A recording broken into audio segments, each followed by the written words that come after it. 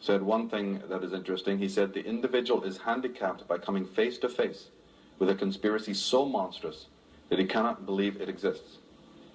And this is very accurate, because here we are, stressed out, overworked, underpaid.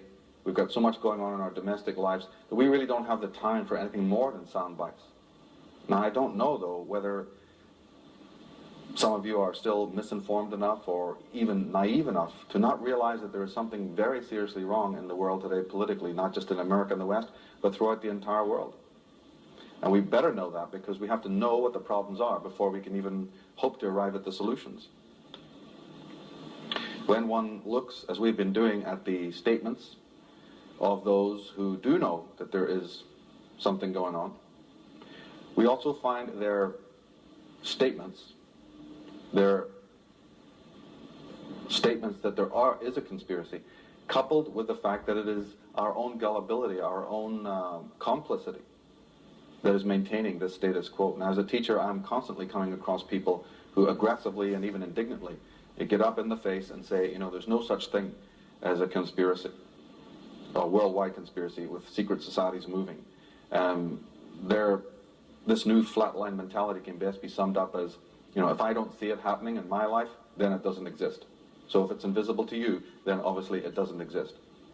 Now, if we go to the third world, you know, in comparison to this, if we go to those who live in Africa, if we go to those who live in, you know, East Timor or Cambodia, if we go to those who live near the Amazon, who when they pull their shutters, you know, aside every morning, they see their beautiful land, their jungle being torn to shreds by Western corporations, you know, they are not in any doubt that there's a big brother operating in the world. This denial is a luxury that we have in Middle America or in the world. It's a luxury we can still at this time afford. But what really gets me is that even on a more domestic and lower level, there are still conspiracies, quote unquote, happening before our eyes. Ones that can be handled very easily and yet are not handled. For instance, there is legal and constitutional protection against the corporate involvement and the corporate takeover of government. These edicts and these legislations have long been in power, and yet what gets done? Almost next to nothing. The corporate, even in this present administration, the corporate involvement in politics is obvious. The whole swing door attitude is very much obvious to us if we look. We have high-level members of government who have corporate connections, becoming part of the government, taking senior ranks so that they can further the agenda of their corporate buddies and their corporations, and then quickly exiting when they've done their job and moving straight back into the corporate world. Here we have in the 2004 George Bush election, we have half the cabinet resigning after he gets into power. Now wait a minute, what happens? What is all this about? The election takes place, nobody speaks a word of any resignations, they get Bush back into power, and then half the cabinet suddenly resign. Where have we ever heard of such a thing? Why are they resigning? And now we have drugs and drug peddling on every street of the world and of the West. We have record rates of crime.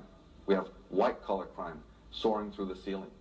We have suspicious mortality taking place in the hospitals all across the land. We have suspicious activities from doctors. We have massive pharmaceutical monopolization of the planet.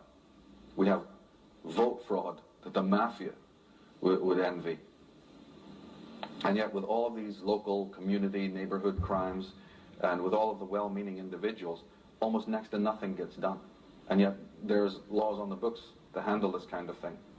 So why is it then, even with the police force, the FBI having a criminal conspiracy division, which implies that there is such a thing as a criminal conspiracy operating in the world, the average individual adamantly stands up and denies that there's a worldwide conspiracy? I mean, there's enough corruption in your own communities.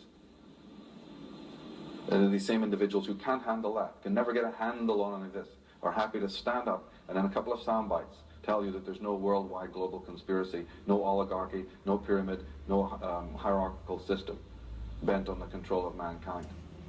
This is the ignorance factor that one has to put up with, the new, as I said, flatliner mentality. Now, in fact, the burden of proof is really not on those who believe that there is a conspiracy operating in the world. The burden of proof is really on those who would stand up and oppose that fact. That is why I think it is that those who have studied this subject thoroughly, who really know their facts, have never actually been taken on head to head, whether that be Jordan Maxwell or Eustace Mullins or Alex Jones, or Anthony J. Hilder, or even lower level scholars in this subject like Amy Goodman, for instance, or Greg Palast. It's not a habit that they're taken on face to face for that very reason. The opposition knows that as soon as it would engage anyone who has the knowledge, the cat would be very much out of the bag, because we have, as I've been demonstrating here, we have the proof, we have the facts. And it's not really possible, is it, on the media as we know it today, to be able to even get into this whole question in a couple of sound bites. In fact, you couldn't even get into the pros and cons of this in a very lengthy conversation. So that also helps to debar the whole expose.